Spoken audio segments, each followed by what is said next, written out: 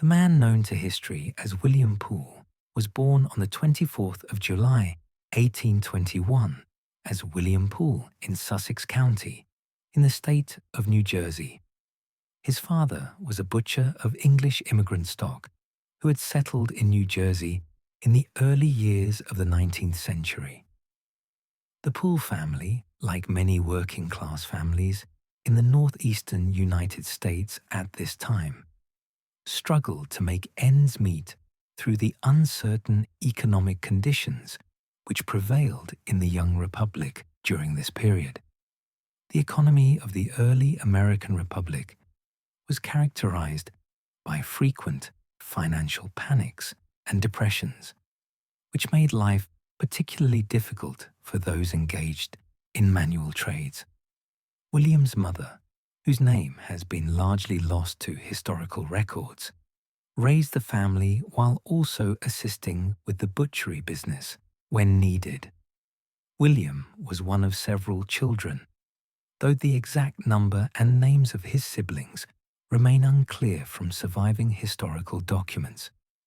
When William was approximately 10 years old, around 1831, the family made the decision to relocate to New York City. This decision was driven by the father's hope of establishing a more profitable butchery business in the rapidly expanding metropolis, which was already emerging as the commercial capital of the United States.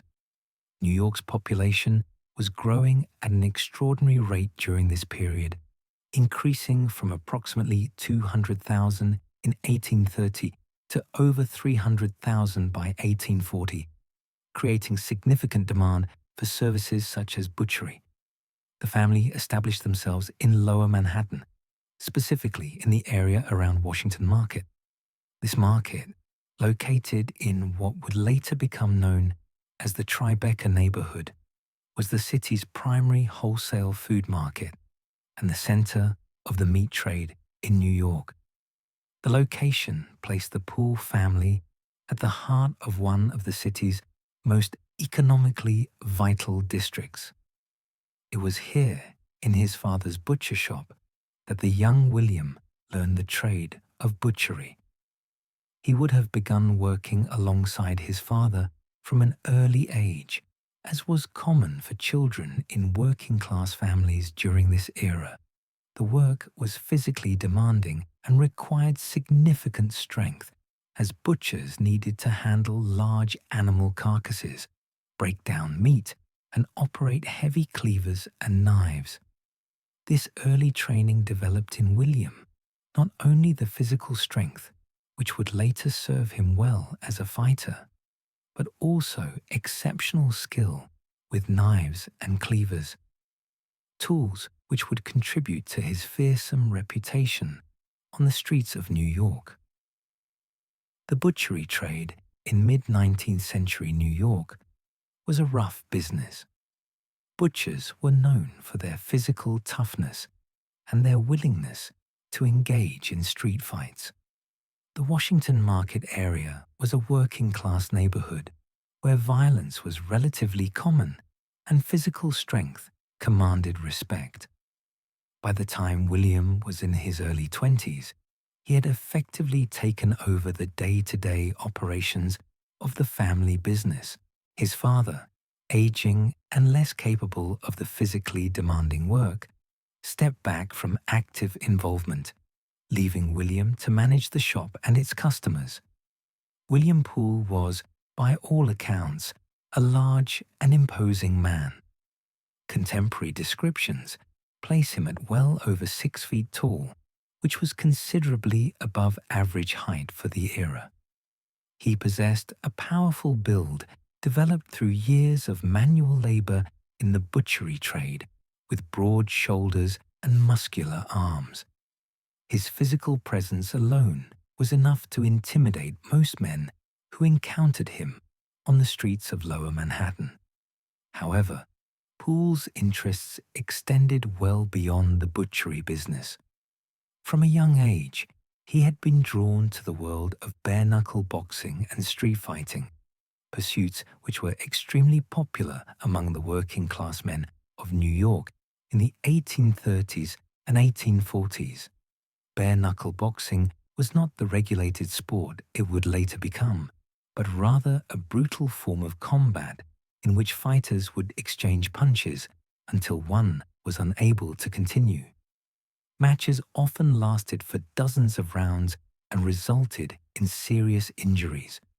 Poole quickly developed a reputation as one of the most formidable fighters in the city. His style of combat was particularly brutal, even by the standards of the era. He was known for employing tactics which many considered beyond the pale of acceptable fighting, including eye gouging, a technique in which a fighter would attempt to push his thumbs into his opponent's eye sockets. The liberal use of knives was another of Poole's preferred tactics, skills which had been honed through years of work as a butcher and which gave him a significant advantage over opponents who lacked similar training. It was this combination of his legitimate profession and his fighting style which earned him his nickname. William Poole became known throughout New York as Bill the Butcher, a moniker which reflected both his trade and the manner in which he treated his opponents in street fights, often leaving them in a condition which observers compared to cuts of meat after a particularly vicious encounter. During one such fight, the details of which have been lost to history, Poole was hit about the face with such tremendous force that he became permanently blind in his left eye. The injury left him with a distinctive appearance, with one eye noticeably damaged. However, this injury, far from diminishing his reputation or his willingness to engage in violent confrontations, seemed to enhance his fearsome image.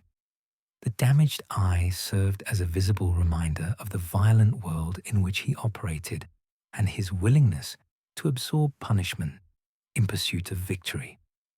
As early as 1846, when Poole was in his mid-20s, he was already involved in incidents which brought him to the attention of the authorities. On one particularly notable occasion, he and an associate named Smith Ackerman were arrested for organizing dogfights in Christopher Street. Dogfighting was a popular, if illegal, form of entertainment in working-class neighborhoods during this era, and considerable sums of money would change hands through betting on the outcomes. During this incident, when a bystander attempted to intervene and stop the dogfight, Poole and Ackerman turned on the man with extreme violence. In the altercation which followed, they gouged out one of the man's eyes, an incident which was reported in the New York Daily Herald as creating, quote, a most disgraceful riot. The newspaper coverage of the incident provides a glimpse into Poole's character and his willingness to respond to any interference with overwhelming violence.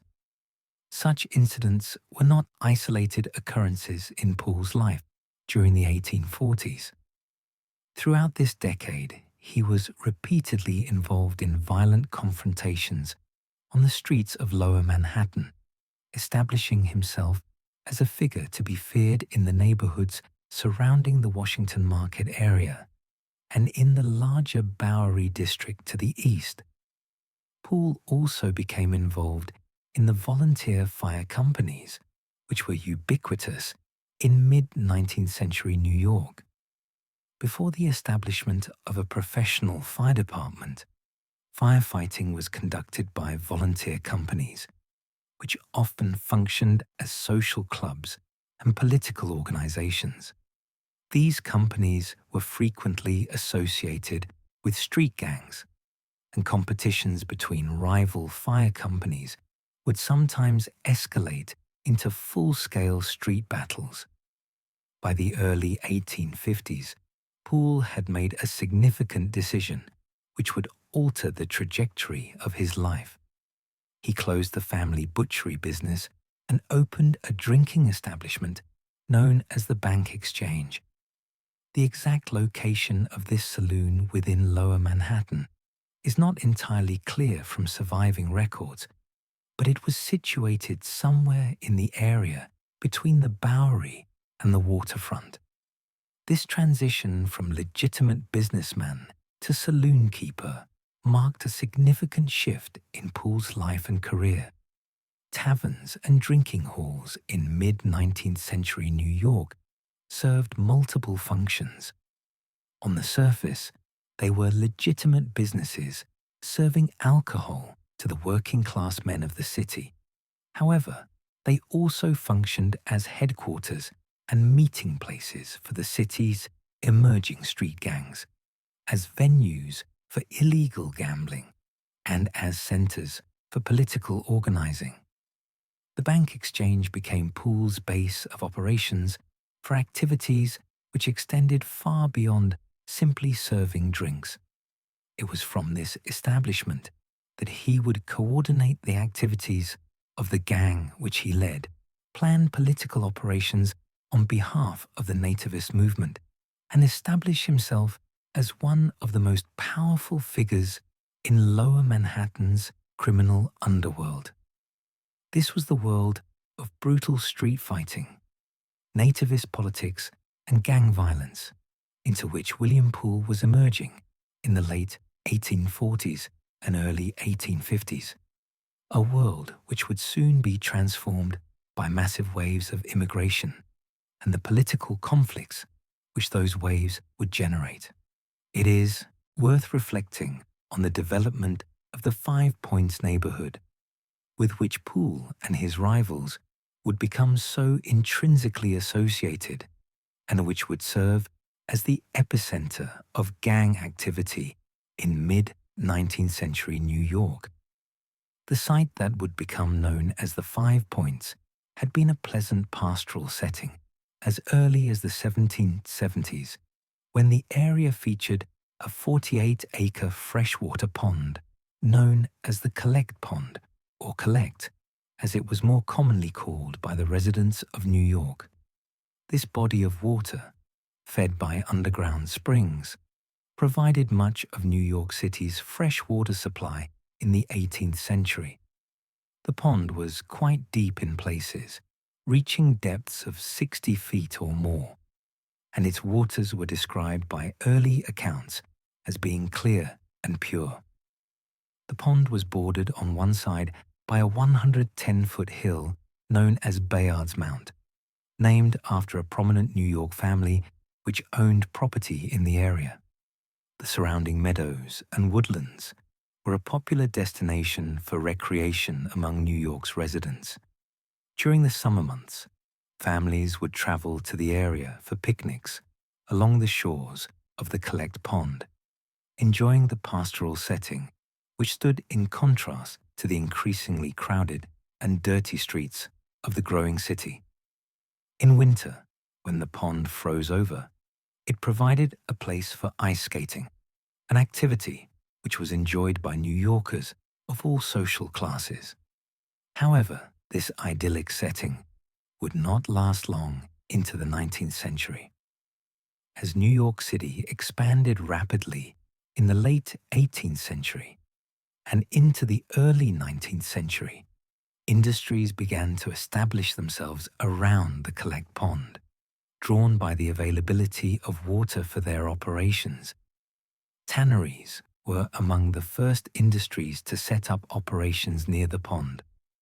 The tanning of leather was a process which required large quantities of water and which produced enormous amounts of waste, including toxic chemicals and animal byproducts.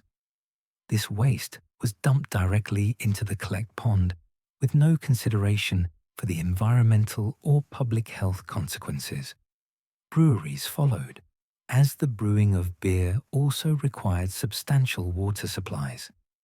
These establishments similarly disposed of their waste products into the pond.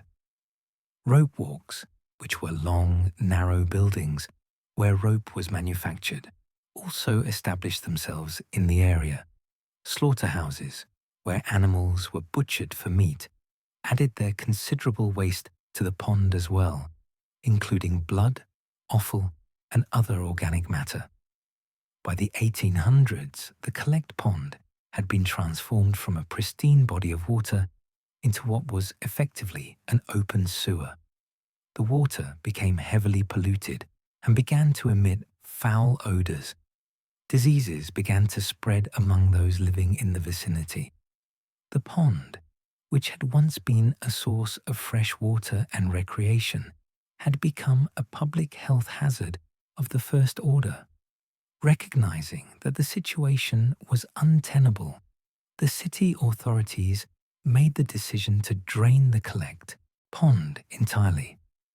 This was a massive undertaking which was carried out over a period of approximately a decade, from around 1811 to the early 1820s. Canals were dug to divert the water into the Hudson River and the East River, and gradually the pond was drained away.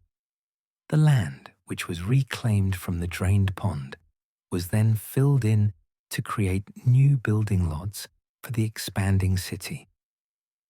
The real estate developers who controlled this land saw an opportunity to create a new residential neighborhood on what had been the site of the pond. However, the fill which was used to create these new lots was of extremely poor quality. It was largely composed of garbage, construction debris, ashes, and other refuse. Moreover, this fill was not properly compacted or consolidated. As a result, the ground in this area remained swampy and unstable. Water continued to seep up from underground springs which had once fed the Collect Pond. Buildings constructed on this poorly filled land frequently sank into the sodden earth beneath them, their foundations unable to find stable footing. Cellars would flood regularly. The ground itself would shift and settle, causing structures to crack and list at dangerous angles. Nevertheless, construction proceeded rapidly, driven by the city's desperate need for housing as its population exploded. The area took its name from the intersection of 5 streets which converged at this location, creating a distinctive star-shaped or 5-pointed configuration. These streets were Anthony Street, which would later be renamed Worth Street, Cross Street, which would later be renamed Moscow Street, Orange Street, which would later be renamed Baxter Street, Little Water Street, which would eventually be eliminated entirely during later redevelopment, and Mulberry Street, which retains its original name to the present day. The convergence of these 5 streets at a single point created the distinctive intersection which gave the neighborhood its name, the 5 Points. Initially, in the 1820s, the area attracted middle-class residents who were drawn by the availability of relatively affordable housing in a central location. Small homes and shops were built, and for a brief period, it appeared that the 5 Points might develop into a respectable working-class neighborhood. However, the poor quality of the construction, combined with the unstable ground beneath, meant that these buildings quickly deteriorated. Within a remarkably short period of time, perhaps as little as 10 years, the area had transformed from a newly developed neighborhood with aspirations of respectability into a sprawling slum characterized by dilapidated buildings and grinding poverty. By the 1830s, 5 Points had gained a reputation as one of the most dangerous and impoverished areas of New York City. The neighborhood became a magnet for the poorest immigrants arriving in the United States, particularly those from Ireland and Germany, who could not afford to live anywhere else in the city. Free African Americans, who faced severe discrimination in finding housing in other parts of New York, also settled in 5 Points in significant numbers, creating one of the first racially integrated neighborhoods in the United States. Though this integration was born of shared poverty rather than any progressive ideals, the population density in 5 Points was extraordinarily high, among the highest in the world at that time. Multi-story tenement buildings were hastily constructed to maximize the number of residents who could be packed into the limited space available. These buildings were typically 5 or 6 stories tall, with multiple families living on each floor. Individual families, sometimes consisting of 6 or more people, would be crowded into single rooms, measuring perhaps 10 feet by 10 feet or smaller. Conditions within these tenements were appalling by any standard. There was no running water in the buildings, so residents had to obtain water from pumps located in courtyards or streets. There were no indoor toilets. Instead, residents used outdoor privies, which were shared among dozens or even hundreds of people, and which were rarely cleaned.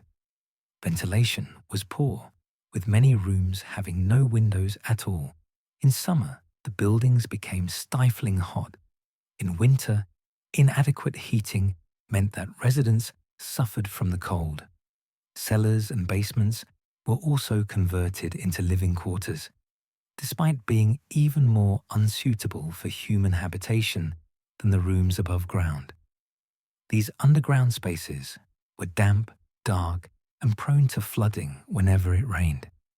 They had no natural light and minimal ventilation. Rats and other vermin were ubiquitous. Yet desperate poverty drove people to live in even these conditions, as the rent for a cellar room was slightly lower than for a room above ground. One of the most infamous buildings in 5 Points was known as the Old Brewery. This structure had originally been constructed in 1792 as a brewery, hence its name. However, by the 1830s, it had been converted into a massive tenement housing hundreds of residents. The building was a ramshackle, decrepit structure, 5 stories tall, with a maze of tiny rooms, alcoves, and spaces carved out of what had once been brewing rooms and storage areas. Contemporary accounts describe the Old Brewery as a place of almost unimaginable squalor and vice. Entire families lived in spaces that were little more than closets. Illegal drinking establishments operated openly on multiple floors. Gambling dens and brothels occupied other spaces. The building had a reputation for extreme violence, with murders occurring with shocking regularity. It was said that a murder occurred in the Old Brewery every night, though this was likely an exaggeration born of the building's fearsome reputation. The unsanitary conditions in 5 Points created an ideal environment for the spread of infectious diseases. Cholera, tuberculosis, typhus, malaria, and yellow fever were all prevalent in the neighborhood throughout the 19th century. These diseases spread rapidly through the crowded tenements, killing thousands of people each year. In June of 1832, a major cholera outbreak began in 5 Points. Cholera is a waterborne disease caused by bacteria, though this was not understood at the time. The disease causes severe diarrhea and vomiting, leading to rapid dehydration and death if untreated. The outbreak began in the crowded, unsanitary conditions of 5 Points and spread rapidly throughout the neighborhood before spreading to the rest of New York City. Contemporary accounts describe scenes of horror during the cholera epidemic. Bodies piled up in the streets faster than they could be collected and buried.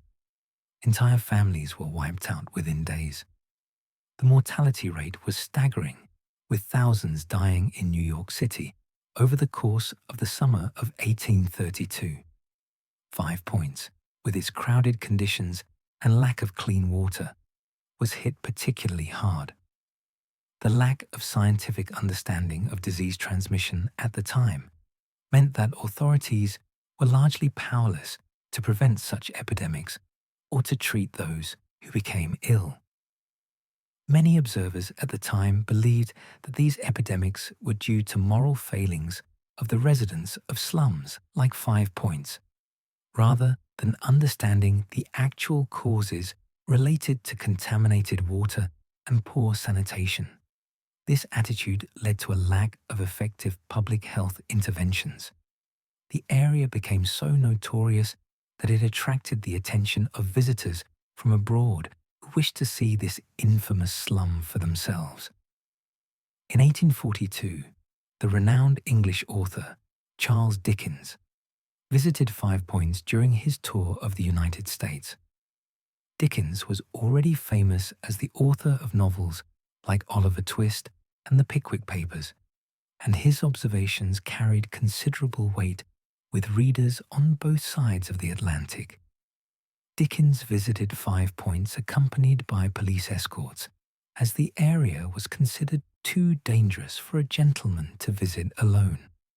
In his subsequent book, American Notes for General Circulation, published later in 1842, Dickens wrote extensively about what he had witnessed in 5 Points.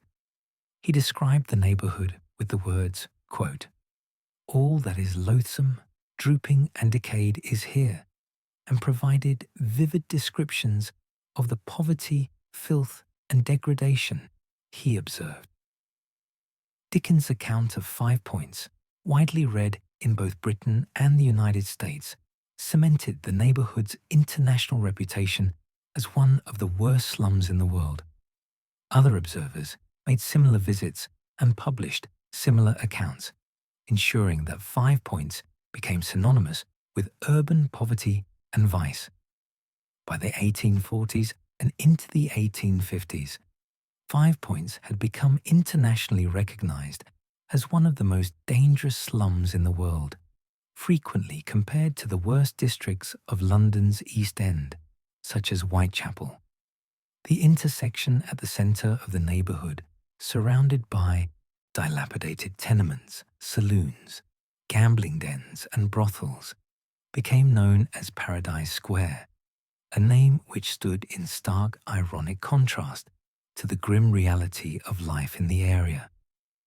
The extreme poverty which characterized 5 Points meant that legitimate economic opportunities were extremely limited for most residents. Many men worked as laborers, doing back-breaking work for minimal wages.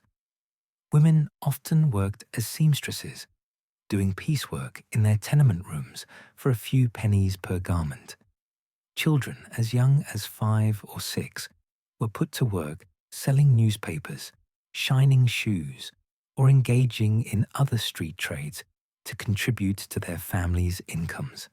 However, these legitimate occupations rarely paid enough for families to survive. As a result, many residents turned to crime as a means of supplementing their incomes or as their primary source of livelihood. Prostitution was rampant, with hundreds of brothels operating openly in 5 Points. Theft in its various forms, pickpocketing, burglary, robbery, was extremely common. Illegal gambling establishments operated on nearly every street. The sale of stolen goods was a major economic activity.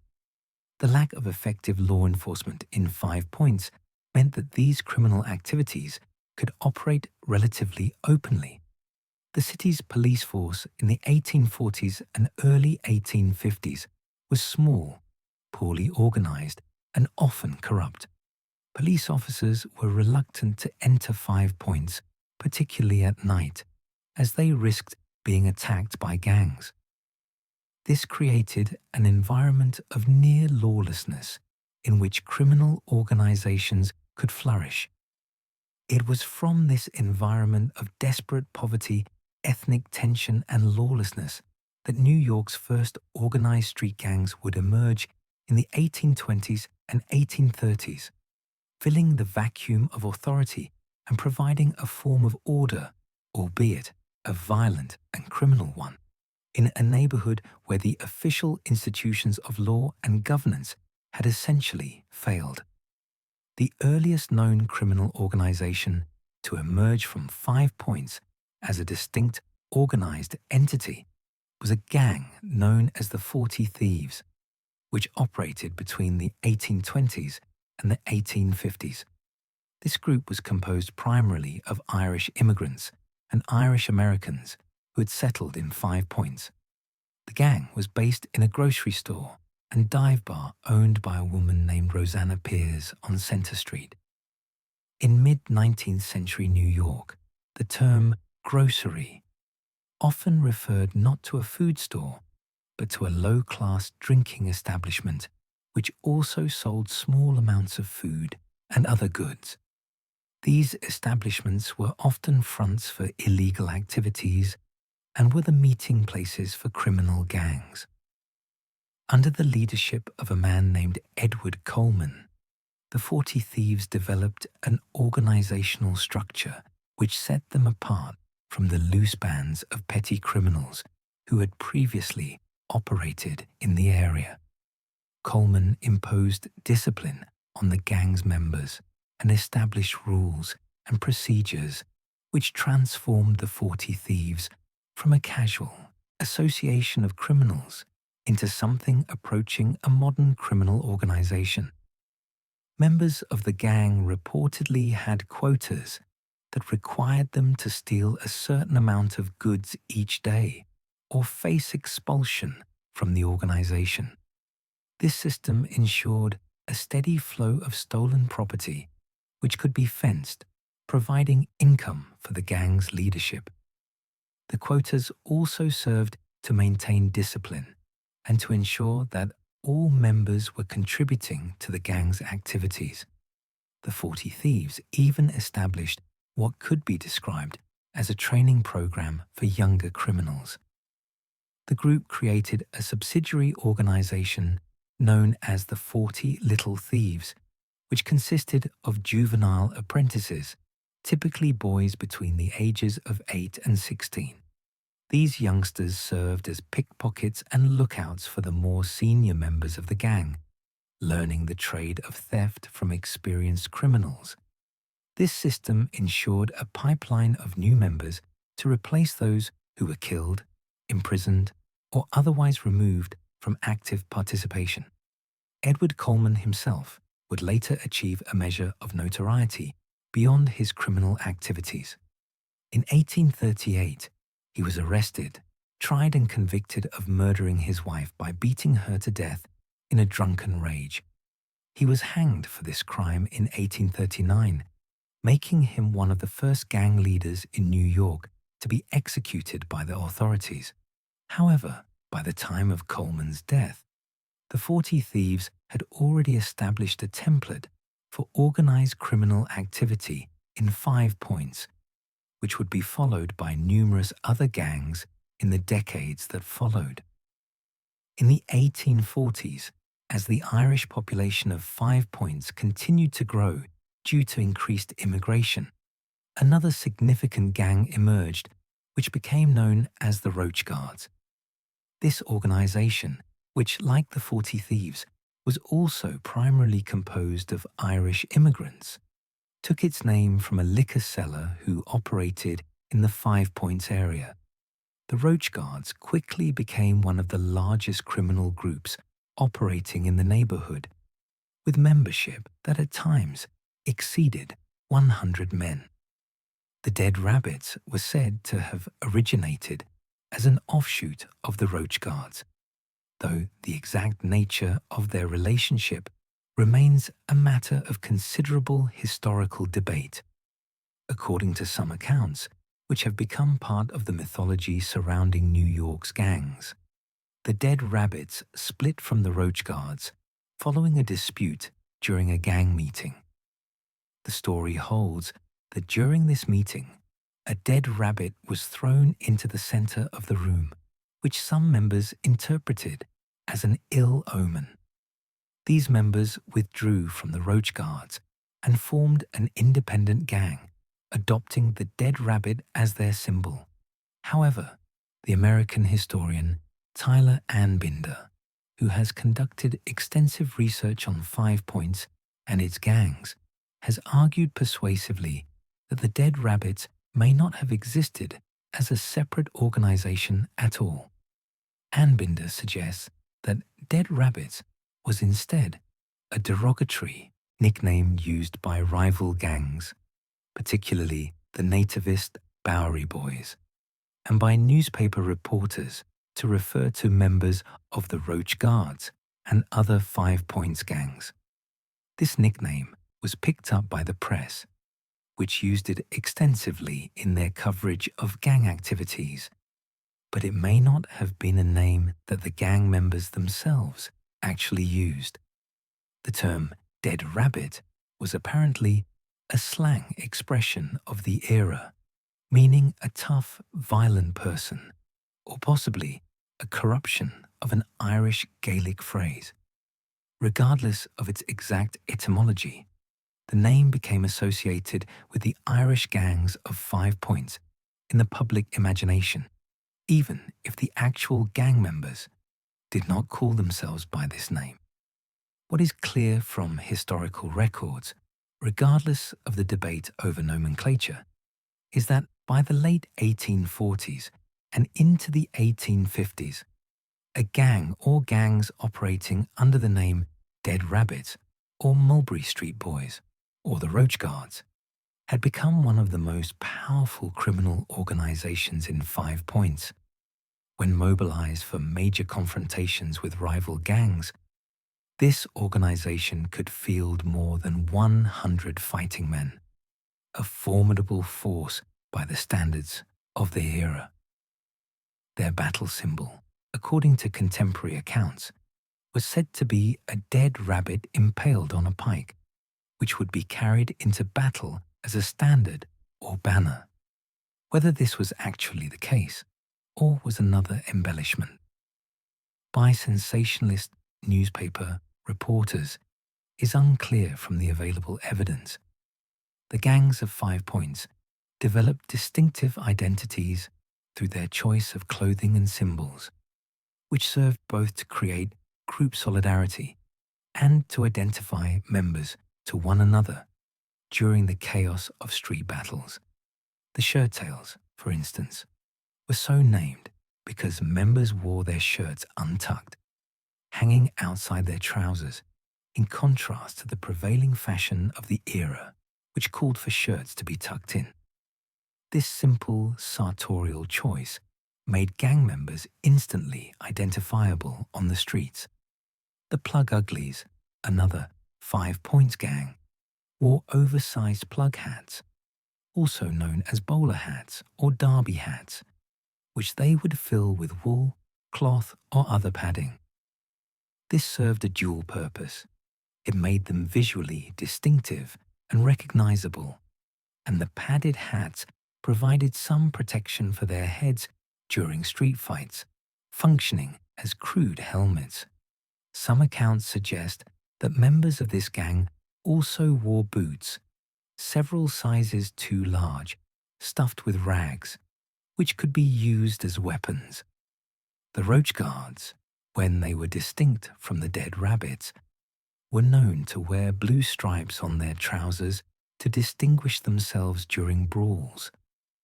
This allowed gang members to identify friend from foe in the confusion of a street battle, where dozens or even hundreds of men might be fighting in close quarters. The Bowery Boys, the nativist gang which operated out of the Bowery neighborhood to the east of 5 Points, wore red shirts and stovepipe hats, making them easily identifiable. This distinctive dress became so associated with the gang that it was later adopted by volunteer fire companies with which the Bowery Boys were associated. These gangs typically met and organized in grocery stores, which in mid-19th century New York often doubled as saloons and gambling establishments. Such locations provided a degree of legitimacy as fronts for criminal enterprises, as they were ostensibly legitimate businesses. However, many law-abiding New Yorkers came to view these establishments as dangerous and degraded places, associating them with criminal activity and violence. The criminal activities of these early gangs included a wide range of offences. Pickpocketing was perhaps the most common, as it required minimal equipment and could be carried out relatively easily in the crowded streets of Lower Manhattan. Skilled pickpockets could lift wallets, watches, and other valuables from victims without being detected. Burglary, the breaking into homes and businesses to steal property, was also common.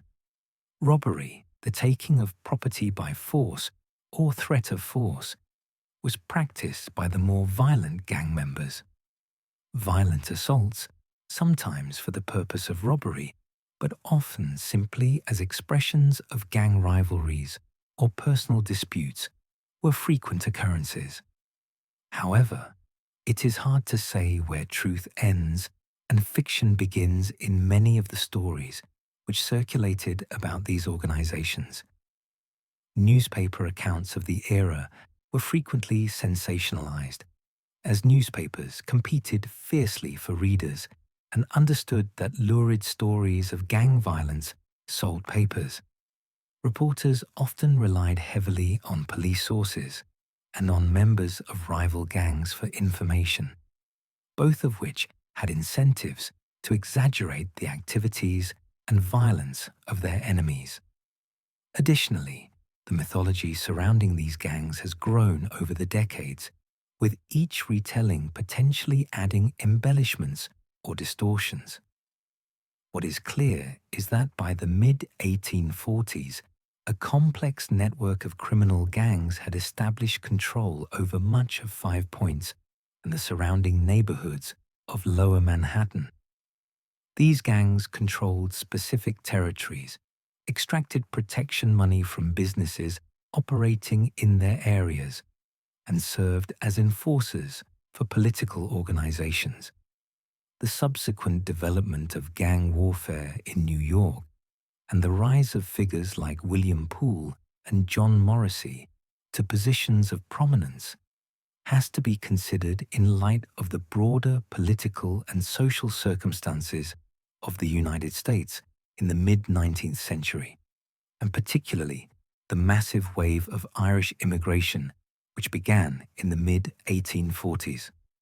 The political landscape of New York City in the mid-19th century was dominated by two competing forces, each of which would become inextricably linked with the city's street gangs.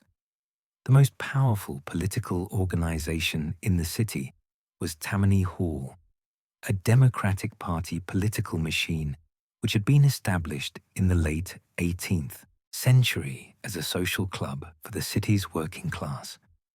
Over the decades, Tammany Hall had transformed itself into a highly organized and efficient political machine capable of mobilizing voters and controlling elections.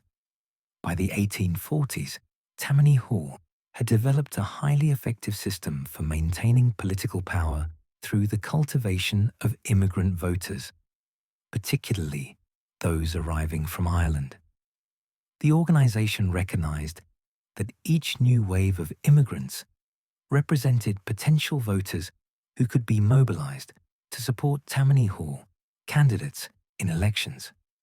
By providing assistance to newly arrived immigrants and integrating them into the political system, Tammany Hall ensured a steady stream of loyal voters. The influx of Irish immigrants into New York City in the 1840s and 1850s was unprecedented in scale and represented one of the largest mass migrations in human history up to that point. Between 1845 and 1855, approximately 1.5 million Irish immigrants arrived in the United States. This massive wave of immigration was driven by the catastrophic failure of the potato crop in Ireland, an event which became known as the Great Famine, or in Irish, An Gorta Mór.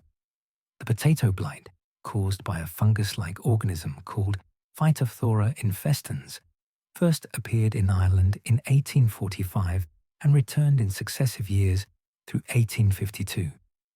The potato had been the primary food source for the majority of Ireland's population, particularly for the rural poor.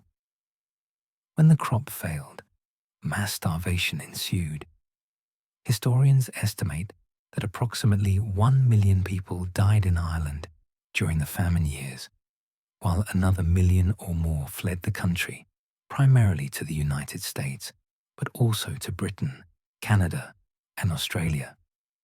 Of the Irish immigrants who arrived in the United States during this period, over 500,000 settled in New York City, fundamentally altering the city's demographic composition. In 1845, New York's population had been approximately 370,000, with the vast majority being native-born Americans of English or Dutch descent. By 1855, the population had increased to over 600,000, with Irish immigrants accounting for nearly a quarter of the total population. This massive wave of immigration fundamentally altered the demographic composition of New York. What had been a city with a predominantly Protestant native-born population was rapidly transformed into one in which Irish Catholic immigrants represented a significant and growing portion of the population, concentrated particularly in neighborhoods like Five Points. Tammany Hall recognized the political potential of these new arrivals and moved quickly to integrate them into the Democratic Party political machine. The organization employed individuals known as emigrant runners who would meet immigrant ships at the docks even before the passengers had officially disembarked. These runners would assist newly arrived Irish immigrants with the immediate practical problems they faced: finding housing in the crowded city, locating employment, navigating the unfamiliar American legal and bureaucratic systems. In exchange for this assistance, the immigrants were expected to register to vote as soon as they became eligible and to support Tammany Hall candidates in elections. The runners would guide immigrants through the naturalization process, often expediting it through connections with sympathetic judges and officials. In some cases, immigrants were registered to vote before they had technically completed the required residency period, though such violations of election law were overlooked by authorities who were themselves connected to Tammany Hall. The system was highly organized and systematic. Tammany Hall operatives maintained detailed records of immigrants who had been assisted, tracking them to ensure they registered to vote and turned out on election day. Ward bosses and precinct captains were responsible for mobilizing voters in their specific areas, and their performance was evaluated based on the vote totals they could deliver. Once registered, these voters could be mobilized on election day to support Democratic Party candidates backed by Tammany Hall. On election days, Tammany Hall employed individuals known as shoulder hitters, whose ostensible job was to protect immigrant voters from harassment and intimidation as they cast their ballots. These shoulder hitters would station themselves at polling places, particularly in mixed neighborhoods where both immigrant and native-born voters lived, and would ensure that Tammany Hall supporters were able to vote while making it difficult or impossible for opposition voters to do so. The term shoulder hitter referred to the practice of physically bumping or shouldering opposition voters, preventing them from reaching the polls or intimidating them into leaving.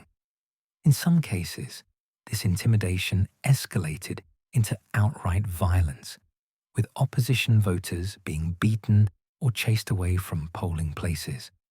These shoulder hitters were frequently drawn from the ranks of the Irish street gangs, which operated in Five Points and other immigrant neighbourhoods.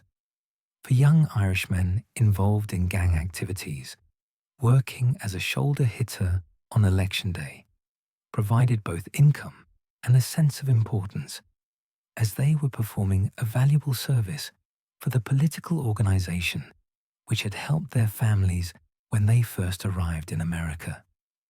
However, this massive influx of Irish Catholic immigrants provoked a strong reaction among segments of the native-born Protestant population of New York and other American cities.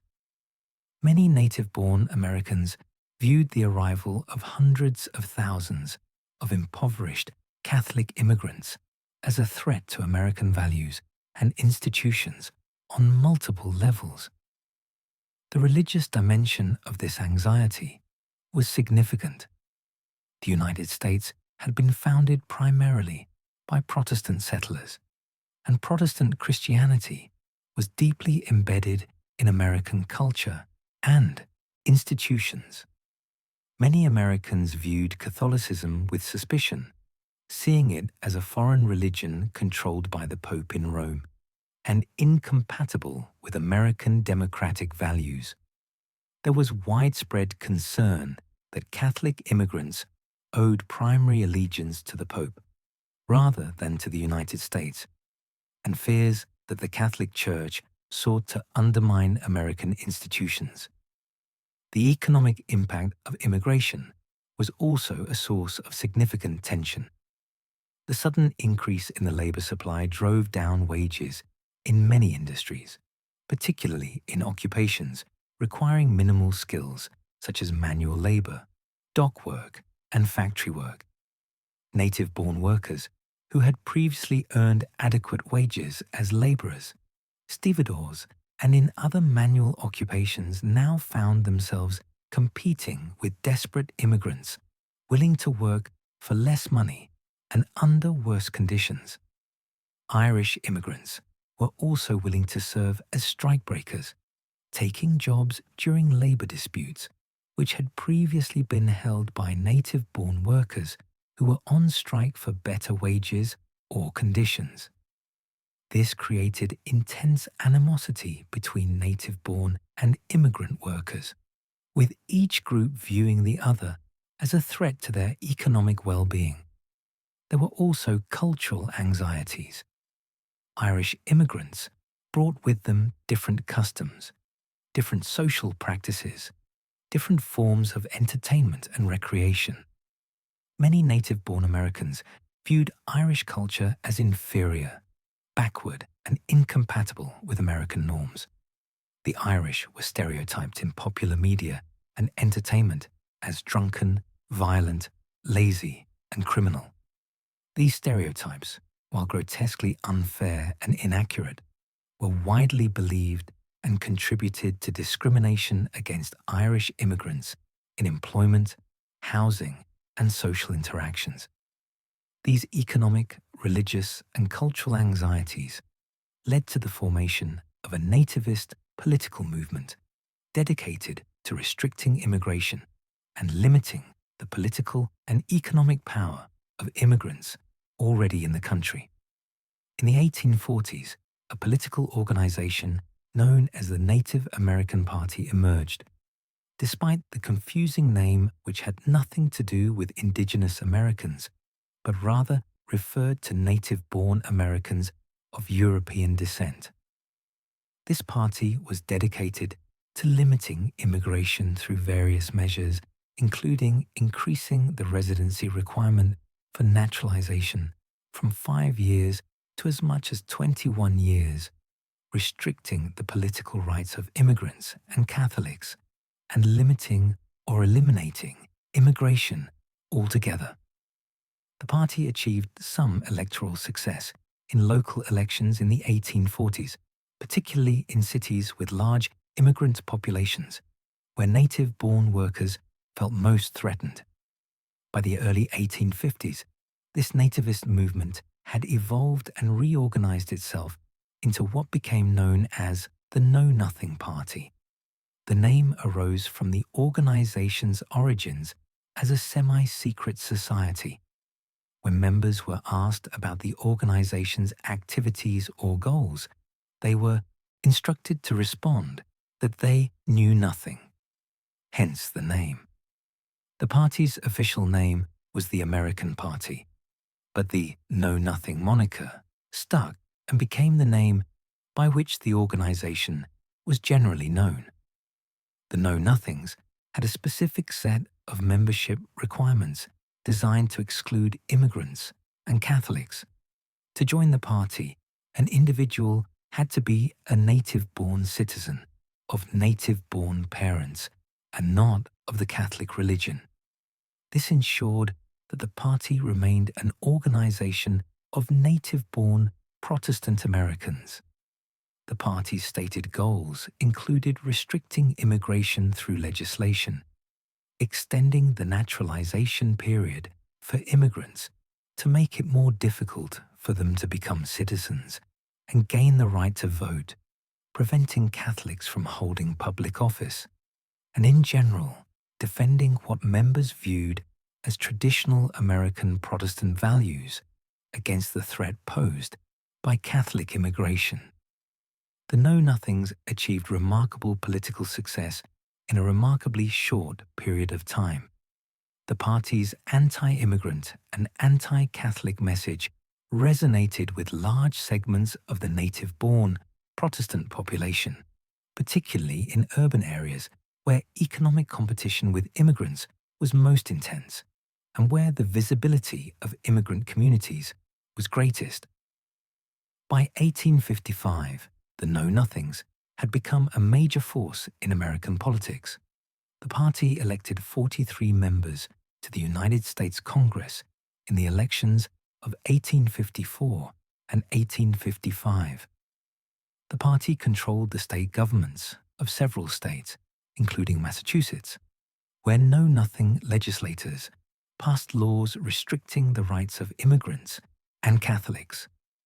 At the peak of its power, the Know Nothing Party appeared poised to become one of the major national political parties, potentially replacing the Whig Party, which was collapsing due to internal divisions over the slavery issue. In New York City, the Know Nothings developed a strong base of support, particularly among native-born workers who felt economically threatened by Irish immigration and among middle-class Protestants who viewed Catholic immigration as a threat to American institutions and culture. Like Tammany Hall, the Know Nothings also employed shoulder hitters on election days to protect their voters and to intimidate opposition voters, particularly Irish immigrants, attempting to vote for Democratic Party candidates. These shoulder hitters were drawn from the nativist street gangs which had formed in opposition to the Irish gangs of 5 Points. The most prominent of these nativist gangs was the Bowery Boys, who operated out of the Bowery neighborhood, just to the east of 5 Points. The Bowery was a major street running north through the eastern side of Lower Manhattan. The neighborhood was largely populated by native-born Americans, including many skilled tradesmen, mechanics, printers, and other workers who had some degree of economic security but who felt threatened by immigrant competition. The result of these developments was that by the early 1850s, the street gangs of New York had become deeply enmeshed in the city's political system. The Irish gangs of 5 Points effectively functioned as the enforcement arm of Tammany Hall and the Democratic Party, providing shoulder hitters for election days, intimidating opposition voters, stuffing ballot boxes and engaging in other forms of electoral fraud. The nativist Bowery Boys served the same function for the Know Nothing Party and for nativist political candidates. Adding to the chaos and dysfunction, the city's police force was itself divided by political conflicts. In 1857, the New York State Legislature, which was controlled by Republicans and Know-Nothings who opposed Tammany Hall's control of New York City, created a new Metropolitan Police Force to replace the existing municipal police. The Metropolitan Police would operate under state rather than city control, removing it from Tammany Hall's influence. However, the municipal police, which was controlled by the Democratic Party mayor of New York City, refused to disband. The mayor and other city officials argued that the state legislature lacked the authority to abolish the city's police force. The result was that for much of 1857 and into 1858, New York City had two competing police forces, each claiming jurisdiction over the city, each refusing to recognize the authority of the other, and each, in many cases, more loyal to their respective political patrons than to the cause of law enforcement. This police dysfunction created an environment in which street gangs could operate with near impunity, as neither police force was capable of effectively controlling gang violence when they were spending much of their time in conflict with each other. This was the complex and volatile political environment in which William Poole and John Morrissey and their respective gangs would rise to prominence in the early 1850s, and in which the conflict between nativist and immigrant political forces would play out through street violence and gang warfare. By the mid-1840s, William Poole's drinking saloon, the Bank Exchange, had become well established as a headquarters for nativist political activity and street gang operations in Lower Manhattan. The establishment served multiple purposes beyond the simple provision of alcoholic beverages. On the surface, it functioned as a legitimate tavern where working-class men could purchase alcohol, socialize with friends and acquaintances, and relax after their day's labor. The sale of liquor was a profitable business in mid-19th century New York, as heavy drinking was common among all social classes, and saloons were important social institutions in working-class neighborhoods, serving functions that ranged from informal employment offices to meeting places for fraternal organizations. However, the Bank Exchange also served as a meeting place and headquarters for the gang which Poole led. In the back rooms of the saloon, away from casual observers and law enforcement, gang members would meet to plan criminal activities, divide the proceeds from theft and other crimes, and coordinate their operations. The saloon provided a legitimate front which made it difficult for police to interfere with these activities, as any police raid could be dismissed as harassment of a legitimate business. Additionally, the Bank Exchange functioned as a center for nativist political organizing. Know-Nothing Party members would meet at the saloon to plan campaign strategies, coordinate election day activities, discuss tactics for opposing Tammany Hall and the Irish political machine, and recruit new members to the nativist cause. Political meetings could be disguised as simple social gatherings, further protecting participants from scrutiny. Poole's reputation as a fighter had by this time become well established throughout the city and beyond. He was known as one of the most formidable bare-knuckle boxers in New York, with a fighting style that was particularly brutal, even by the standards of the era, which were quite brutal themselves. Bare-knuckle boxing in the mid-19th century bore little resemblance to modern boxing. There were few rules governing these contests. Fighters would exchange punches until one was unable to continue, which might take dozens of rounds and several hours. Any punch was considered fair, including blows to the back of the head, to the groin, or to a downed opponent. Wrestling holds and throws were often permitted. The fights would continue until one fighter was knocked unconscious, suffered an injury which prevented him from continuing, or simply gave up from exhaustion.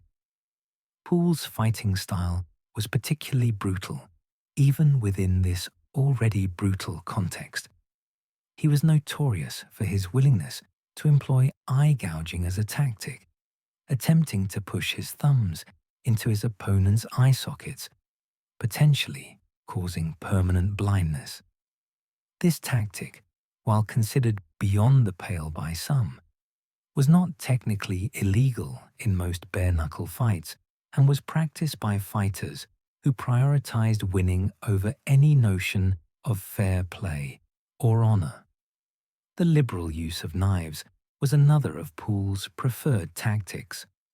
While bare-knuckle boxing was theoretically conducted without weapons, street fights frequently involved knives, clubs, and other implements. Poole's years as a butcher had given him exceptional skill with knives and cleavers, and he was known to be quick to draw a knife when a fight turned against him, or when he sought to gain a decisive advantage over an opponent. His ability to wield a knife with deadly precision, knowing exactly where to cut to inflict maximum damage or to disable an opponent without immediately killing him, gave him a significant advantage over opponents who lacked similar training. His physical presence reinforced his reputation. Standing well over 6 feet tall with a powerful build developed through years of manual labor, Poole was an imposing figure who could intimidate opponents through his appearance alone. His hands were large and calloused from his work as a butcher, capable of delivering crushing blows. The injury which had left him blind in his left eye, far from diminishing his fearsome appearance, seemed to enhance it. The damaged eye gave him a somewhat sinister or dangerous appearance, and served as a visible testament to the violent world in which he operated and his willingness to absorb tremendous punishment in pursuit of victory. By the late 1840s, Poole had become the recognized leader of a gang which operated out of Washington Street in Lower Manhattan, and which would later become more widely known as the Bowery Boys. The gang took its name from the Bowery, the major street which ran through the eastern side of Lower Manhattan, and which gave its name to the neighborhood. This organization was closely aligned with the nativist political movement and drew its membership primarily from native-born Protestant men who opposed Irish Catholic immigration and who felt economically and culturally threatened by the massive wave of Irish immigration which had begun in the mid-1840s. The Bowery Boys, unlike many of the Irish gangs of Five Points, had a somewhat higher social status. Many members held legitimate jobs as skilled tradesmen, mechanics, printers, volunteer firefighters, and other occupations which required some degree of training or skill and which paid reasonably well. This gave the Bowery Boys resources which the desperately poor Irish gangs often lacked, including money to purchase weapons, to pay for bail when members were arrested, and to provide support for members' families when the breadwinner was imprisoned. The gang was also notable for their distinctive dress.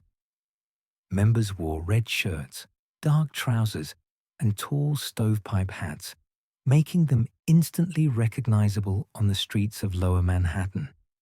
This uniform served both to create group solidarity and a sense of shared identity, and to identify members to one another during the chaos of street battles, when dozens or hundreds of men might be engaged in close combat.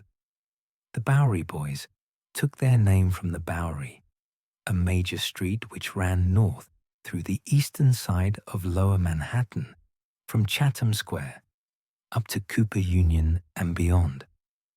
The Bowery was a major commercial street lined with shops, theaters, saloons, and other establishments. The neighborhood surrounding the Bowery, while poor by the standards of middle-class New York, was largely populated by native-born Americans rather than recent immigrants, creating a distinct geographic and cultural divide between the Bowery and Five Points, which lay just to the west. Poole's chief rival in the gang wars of the early 1850s was a man named John Morrissey. Morrissey had been born in Templemore, County Tipperary, Ireland on the 12th of February 1831, making him approximately 10 years younger than Poole. His family had immigrated to the Che in Color, United States, when John was approximately 2 years old, part of the early wave of Irish immigration which preceded the Great Famine, but which was still driven by poverty and lack of opportunity in Ireland. The Morrissey family settled initially in Troy, New York, a city on the Hudson River north of Albany, which had a significant Irish immigrant population. Here, young John grew up in the rough Irish neighborhoods of the city, where street fighting and gang activity were common. From an early age, Morrissey displayed the physical toughness and willingness to engage in violence, which would later serve him well as both a gang leader and a boxer. In his late teens or early 20s, Morrissey relocated to New York City, drawn by the opportunities available in the rapidly growing metropolis and by the presence of a large Irish immigrant community in neighborhoods like Five Points. He settled in the Five Points area, the center of Irish immigrant life in the city, and quickly became involved in the gang activities which were an integral part of life in that neighborhood. Like Poole, Morrissey was a large and physically imposing man. Contemporary descriptions place him at approximately 6 feet tall, with a muscular build developed through manual labor and street fighting.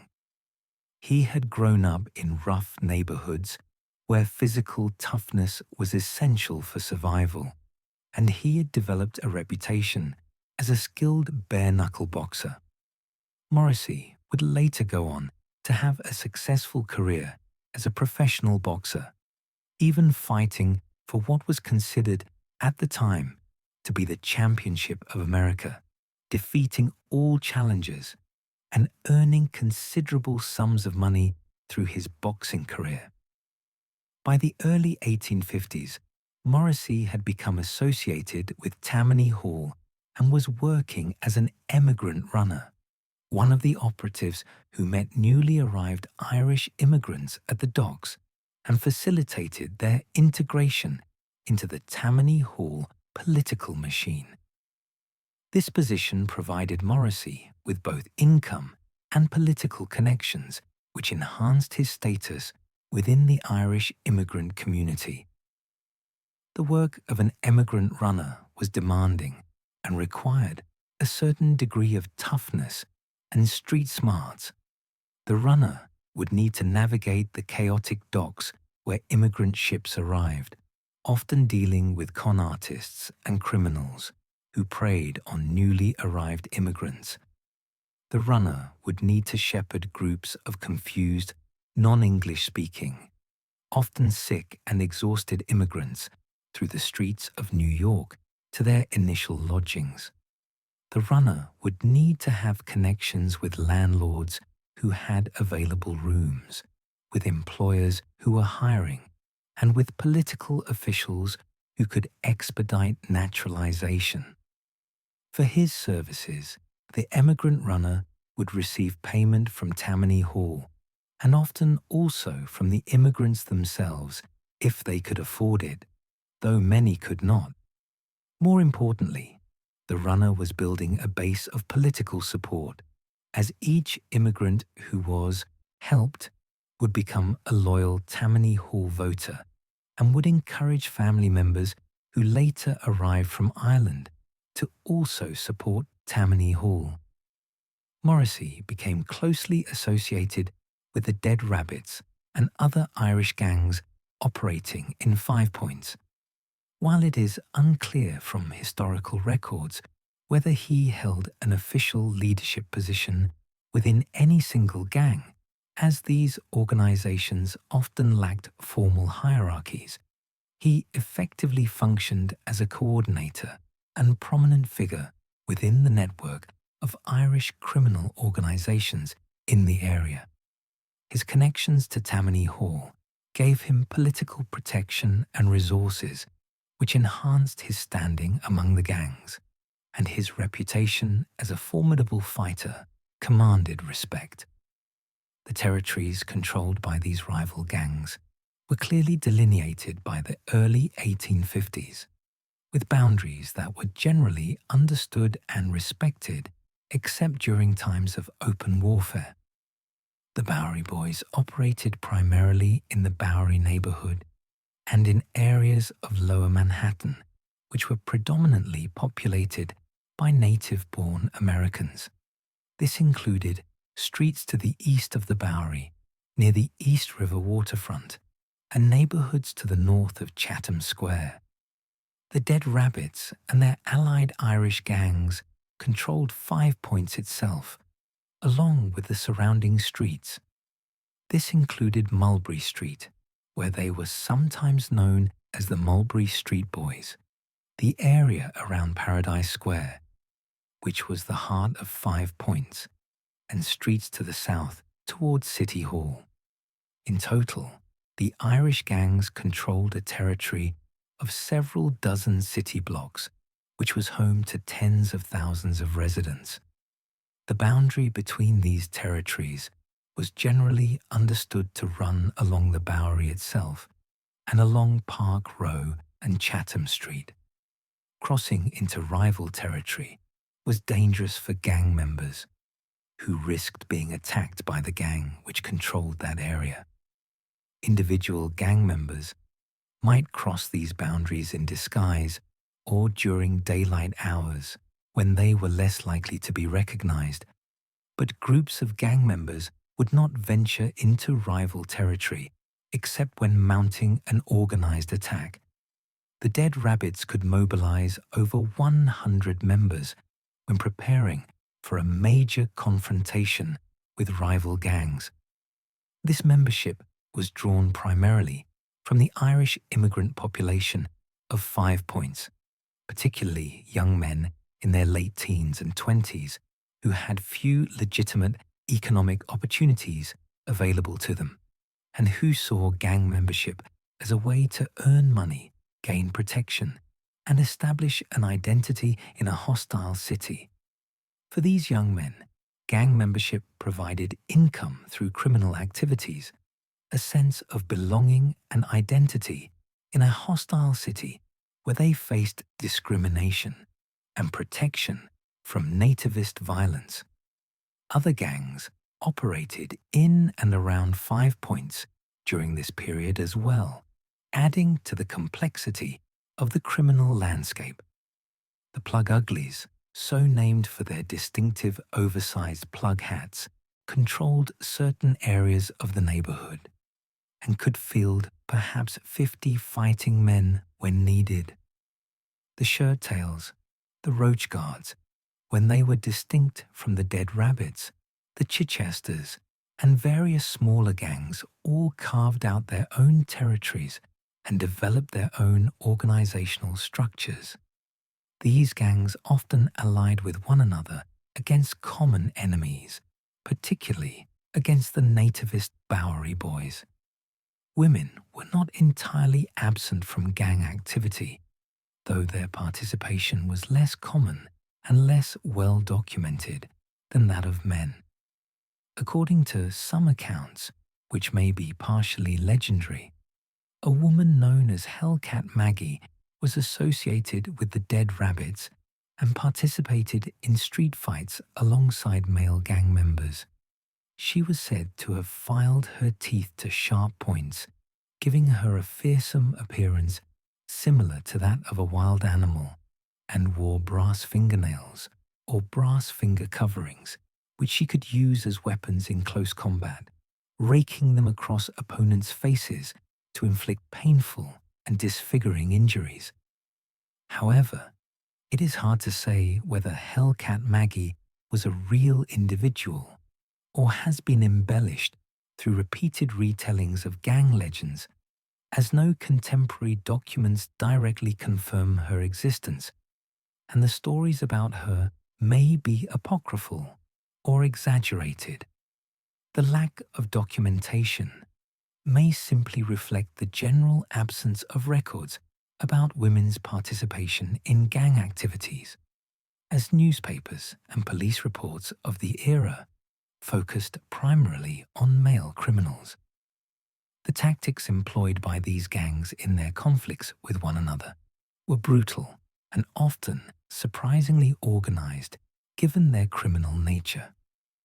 When preparing for a major confrontation, which might be planned days or even weeks in advance, gang leaders would send word to their members to assemble at a designated location, typically their headquarters saloon or another meeting place. Members would arm themselves with whatever weapons were available, which might include clubs fashioned from axe handles or table legs, knives of various types ranging from small pocket knives to large butcher knives, bricks and paving stones, which could be thrown or used to bludgeon opponents, and occasionally firearms, though guns were relatively expensive and less common than other weapons. During battles, which typically took place in the streets rather than in buildings, gang members would form rough lines and advance against their opponents. The fighting was chaotic and brutal, with dozens or even hundreds of men engaged in close combat simultaneously. There was no attempt at formation or tactical sophistication beyond the basic principle of overwhelming the enemy through numbers and ferocity. Barricades would sometimes be erected across streets to control territory and limit the movement of rival gangs. These barricades might be constructed from overturned carts, barrels, building materials, furniture dragged from nearby buildings, or whatever else was at hand. Women and children who lived in the tenements along the streets where battles were fought would sometimes participate by throwing bricks, bottles, pieces of furniture, and other projectiles from windows onto rival gang members in the streets below. This was particularly effective in 5 Points, where the narrow streets and tall tenement buildings created urban canyons, which amplified the danger from projectiles thrown from above. A brick dropped from a fifth-story window could easily kill or seriously injure someone in the street below. The economic activities of these gangs extended well beyond simple theft and robbery, encompassing a range of criminal enterprises that would later become characteristic of organized crime in the 20th century. Protection rackets were common and represented a significant source of steady income for gang leadership. Business owners in gang-controlled territories, including saloons, shops, brothels, gambling establishments, and even legitimate businesses such as grocers and butchers, were expected to pay regular payments to the gang which controlled their street in exchange for protection against violence and property damage. Those who refused to pay might have their windows broken, their premises vandalized, their stock stolen, or might be subjected to physical violence. The protection money was collected regularly, typically weekly, by gang members who would make rounds of the businesses in their territory. Political enforcement, particularly on election days, provided another source of income for gang members and also provided a sense of legitimacy to their activities. Both Tammany Hall and the Know Nothing Party were willing to pay shoulder hitters who could intimidate opposition voters, stuff ballot boxes, prevent opposition poll watchers from observing the voting process, and ensure that their candidates won elections.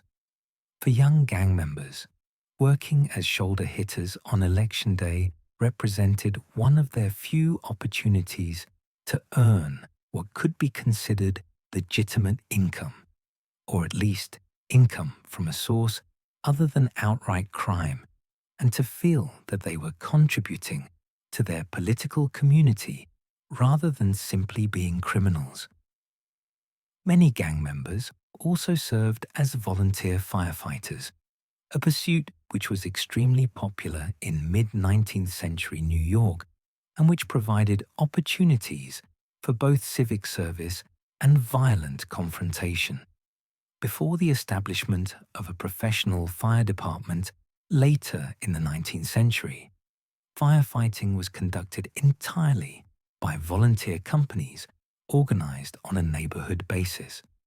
These companies were typically organized on a neighborhood basis and often functioned as extensions of street gangs, with gang members making up the majority of the membership of certain fire companies.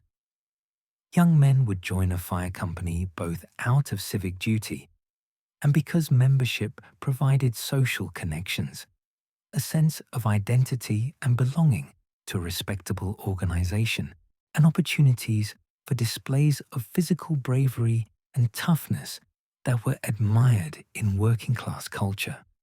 Conflicts between rival fire companies were common and frequently escalated into full-scale street battles.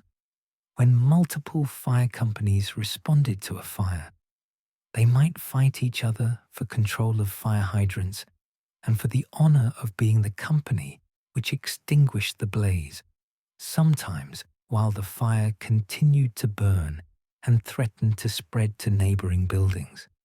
These conflicts between fire companies were essentially gang battles carried out under the guise of civic service, allowing gang members to engage in their favored activity of street fighting while claiming to be serving the community. By the early 1850s, the rivalry between Poole's Bowery Boys and the Irish gangs led by figures such as Morrissey had become the defining feature of New York's criminal underworld and had taken on dimensions that extended far beyond simple criminal competition.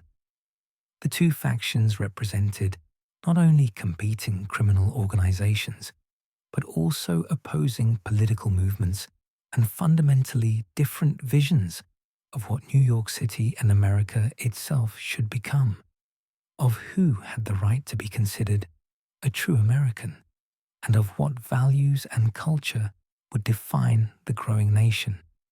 For Poole and his nativist supporters, the conflict was about defending what they viewed as traditional American Protestant values and institutions against what they saw as a threatening wave of foreign Catholic immigration, which was fundamentally changing the character of the city and the nation in ways they found alarming and unacceptable.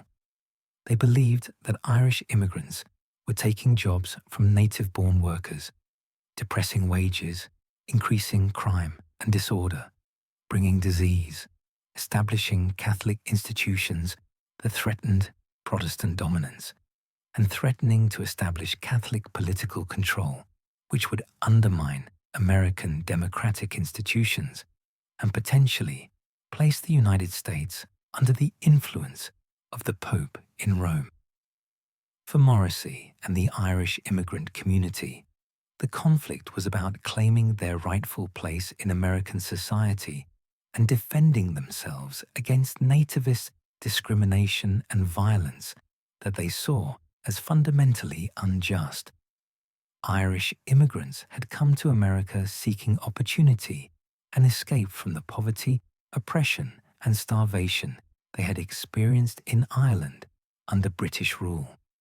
They believed they had as much right to live and work in America as anyone else, that their willingness to work hard and contribute to the growing American economy entitled them to respect and political participation, and that the nativist opposition was an attempt to deny them the very opportunities that had drawn them to America in the first place.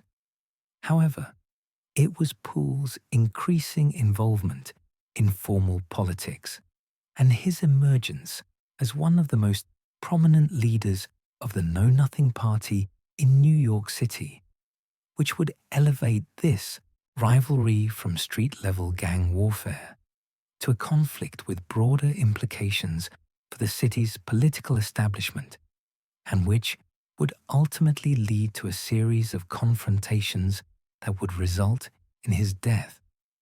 In the early 1850s, Poole became one of the earliest and most influential leaders of the Know Nothing Party in New York City, bringing his gang connections and his reputation for violence into the political arena in a way that would have far-reaching consequences for both himself and the city.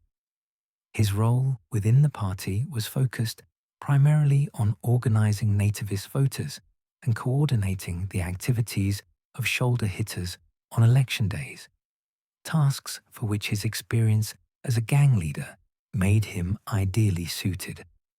The Know-Nothings had recognized that controlling the ballot box in districts like the 6th Ward, which included both the Bowery and 5 Points, was essential to their political success in New York. The 6th Ward was a battleground where large numbers of both native-born and immigrant voters lived in close proximity, making it a key target for both political organizations and a place where electoral outcomes could be determined by which side could more effectively intimidate opposition voters. Poole's strategy for the Know-Nothings mirrored that employed by Tammany Hall on behalf of the Democratic Party, but in service of the opposite political cause.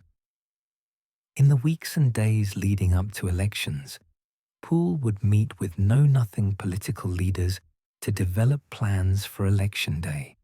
He would identify key polling places where large numbers of voters were expected and where the outcome might be close. He would then assign members of the Bowery Boys and other nativist gangs to station themselves at these locations. On election days, Poole would mobilize members of the Bowery Boys and other nativist gangs to station themselves at polling places throughout Lower Manhattan.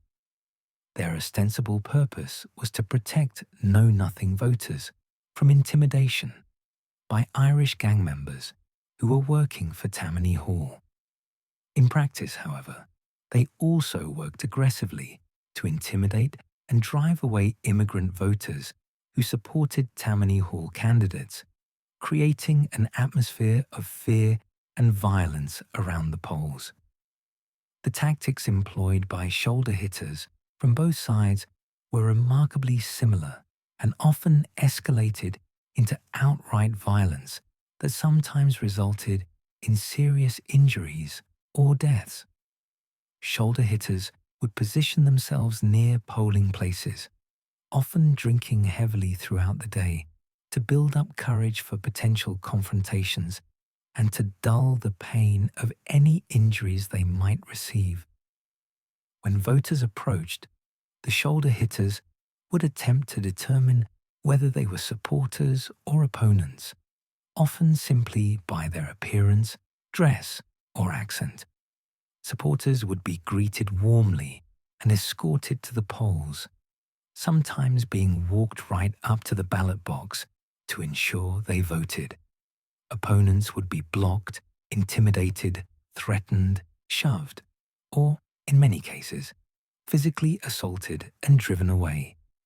In some cases, shoulder hitters would enter polling places themselves and stuff ballot boxes with fraudulent votes, voting multiple times under different names or casting votes on behalf of deceased individuals or people who had moved away from the district. They would use various techniques to disguise their repeated voting, such as changing coats or hats between votes or shaving off beards and moustaches. Election officials who attempted to stop such fraud might themselves be threatened or attacked, and many officials simply looked the other way, either because they were sympathetic to one side or because they feared for their own safety. The 1854 mayoral election in New York City became a major focal point of conflict between the two factions. The election pitted a Tammany Hall-backed Democratic candidate against a know-nothing candidate, and both sides recognized that control of the mayor's office would provide significant political advantages in terms of patronage jobs, police appointments, control over city resources, and the ability to protect one's supporters while prosecuting one's enemies. Both Poole and Morrissey were extremely active on Election Day, each leading their respective forces to polling places throughout Lower Manhattan. Poole organized the nativist voters and ensured that Bowery Boys were present at key locations, particularly in the 6th Ward and other disputed areas. Morrissey performed the same function for the Irish immigrants supporting the Tammany Hall candidate, mobilizing the Dead Rabbits and other Irish gangs to protect immigrant voters and intimidate nativist voters. The two men, while not confronting each other directly, were engaged in a city-wide battle for political control. The election day was marked by numerous violent confrontations between the rival factions, with street battles breaking out at several polling places throughout the city. The police, who were divided in their political loyalties and who, in many cases, were afraid to intervene in gang battles, were largely ineffective in preventing this violence. Some police officers simply stayed away from polling places where violence was expected, while others stood by and watched without intervening. And in some cases, police officers actively assisted the side they supported.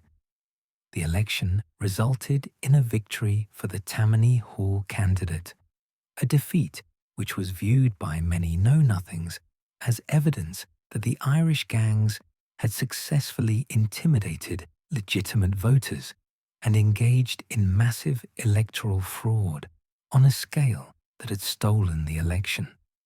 Whether or not such accusations were accurate, and there is considerable evidence that both sides engaged in electoral fraud and voter intimidation on a large scale, the result intensified the existing animosity between the two camps and created a desire for revenge among know-nothing supporters. Throughout 1854 and into early 1855, a series of confrontations between members of the rival factions escalated tensions further. These incidents were not simply random gang warfare, but were deeply intertwined with the political struggle between nativism and immigrant political power. Each violent confrontation between gang members was also understood as a proxy battle in the larger political conflict, with implications for who would control the city's government and resources. In January of 1855, a significant confrontation occurred at a tavern on Canal Street that would set in motion a chain of events ultimately leading to William Poole's death just weeks later.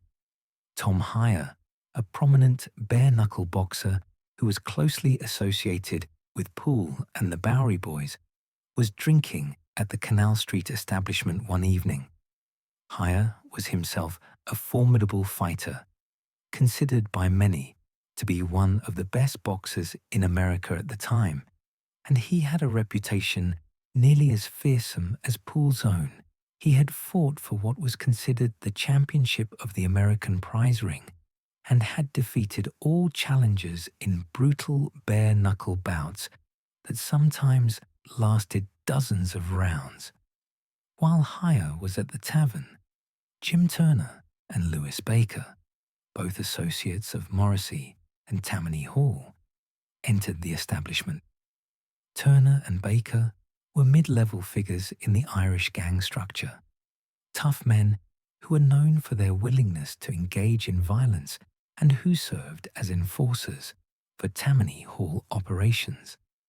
Their presence in the same tavern as Hire was unlikely to have been coincidental. Turner and Baker began hurling insults at Hire, calling him names and challenging his manhood, questioning his courage, and making disparaging remarks about the Bowery Boys and the nativist movement.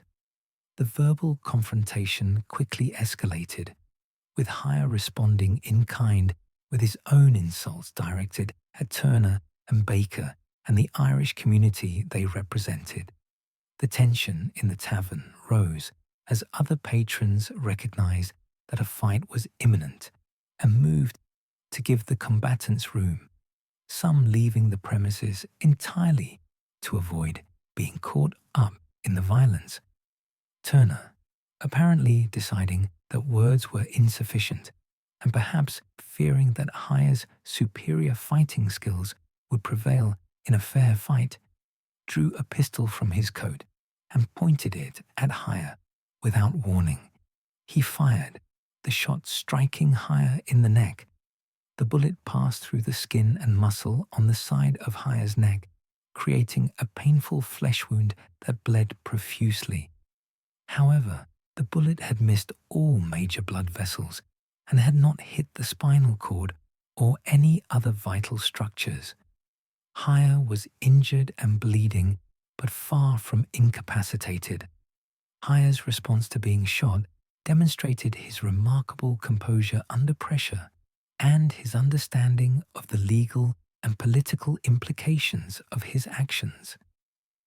Rather than drawing his own weapon in response and shooting Turner, as many men would have done and as would have been considered justified self-defense, Hire turned and fired a single shot into the wall of the tavern, deliberately missing Turner. This demonstrated that he was armed and capable of using his weapon, but that he was choosing not to kill his attacker. He then holstered his pistol and proceeded to attack Turner and Baker with his fists, the weapon with which he was most skilled and with which he knew he could defeat both men. Within moments, Hire had knocked down both Turner and Baker with powerful punches, demonstrating the fighting prowess for which he was renowned throughout the city. Despite having been shot and bleeding from his neck wound, he had defeated both of his attackers in hand-to-hand combat, a feat which only enhanced his already formidable reputation among the nativist community and the fighting fraternity of New York. This incident further inflamed relations between the two factions, with each side viewing the other as having initiated the violence and as being in the wrong. The Bowery Boys and Know Nothing supporters viewed the shooting of Hire as an unprovoked attack, an attempt at assassination by cowardly Irish gang members who lacked the courage to fight fairly. Tammany Hall supporters and the Irish community argued that Hire had provoked the confrontation through his insults and his mere presence in a neutral tavern where he should have known he might encounter Irish gang members, and that Turner and Baker had simply defended themselves against a dangerous enemy. Shortly after the Canal Street fight, Poole decided to escalate the confrontation with Morrissey to a new level by issuing a direct personal challenge. He sent word through intermediaries that he challenged Morrissey to settle their differences through a rough and tumble fight at the Christopher Street Pier, a location in Lower Manhattan near the Hudson River waterfront that was often used for such contests. A rough and tumble fight was a particularly brutal form of bare-knuckle combat in which virtually any tactic was permitted, including eye gouging, biting, hair pulling, groin strikes, choking, and other techniques which were prohibited in more formal boxing matches that at least nominally followed some rules. These fights often continued until one participant was seriously injured, permanently maimed, or simply could not continue due to exhaustion and accumulated damage. They were considered tests of absolute toughness and willingness to endure pain, and a man's reputation could be made or destroyed by his performance in such a fight. Morrissey, not wanting to appear cowardly before his supporters and the Irish community, and perhaps believing that he could defeat Poole in a fair fight, given that Poole was approximately 10 years older, accepted the challenge. He arrived at the designated location on Christopher Street Pier at the appointed time, presumably expecting a one-on-one confrontation with Poole that would settle their rivalry once and for all through a test of physical combat. However, upon his arrival at the pier, Morrissey was immediately set upon by a group of men loyal to Poole, who had been hiding nearby. Rather than the fair fight which had been proposed and which Morrissey had expected, he found himself the victim of what was effectively an ambush, a trap that Poole had set. He was knocked down by multiple assailants and beaten severely by men using fists, clubs, and boots, while Poole watched from a safe distance, having orchestrated the trap to humiliate his rival without risking himself in a fair fight. Morrissey survived the attack, though he was seriously injured and required time to recover from the beating. The incident left him nursing both physical injuries and a burning desire for revenge against Poole that consumed him in the weeks that followed. The humiliation of having been ambushed and beaten, particularly after accepting what he believed to be an honorable challenge to single combat, was something that Morrissey could not and would not forget. In the culture of the street gangs, where reputation and respect were everything, and where a man's word and his courage were his most valuable possessions, this humiliation was intolerable and demanded a response. Morrissey's honor required that he respond to Poole's treachery, and his supporters expected him to exact revenge. Throughout January and into February of 1855, the rivalry between Poole and Morrissey continued to simmer, growing more intense with each passing week as Morrissey recovered from his injuries and planned his response. Both men were prominent figures in their respective communities, and their personal conflict had come to symbolize the broader tensions between native-born and immigrant New Yorkers, between Protestant and Catholic, between those who saw themselves as defending traditional American values and those who saw themselves as claiming their rightful place in American society. The stakes involved in this rivalry extended far beyond simple gang warfare or personal animosity. Control of the Sixth Ward, which encompassed both Bowery and Five Points territories, meant control over which political faction would dominate local elections in this heavily populated and politically important district. This in turn determined which group would have access to patronage jobs, which could number in the hundreds or even thousands when a political party controlled city government. It determined control over local police appointments, which meant control over law enforcement and the ability to protect one's criminal enterprises while prosecuting those of opponents. It determined influence over city government policies regarding everything from licensing of saloons to enforcement of vice laws to allocation of city resources for street improvements and other infrastructure projects that could benefit one's constituents and supporters. Economic considerations were also significant.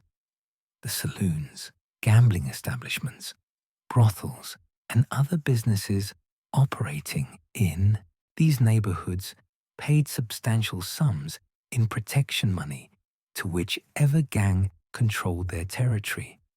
The ability to extract these payments represented a substantial source of income for gang leaders and their organizations, potentially amounting to thousands of dollars per year.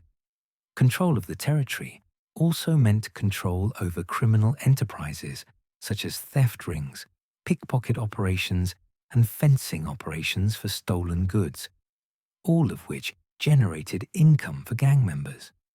However, beyond these material considerations, the conflict between Poole and Morrissey also represented a struggle over ethnic and cultural identity, over who had the right to be considered a true American, over whether America would remain a Protestant nation or would become something different, and over what the future of New York City and the United States would look like in the coming decades as immigration continued.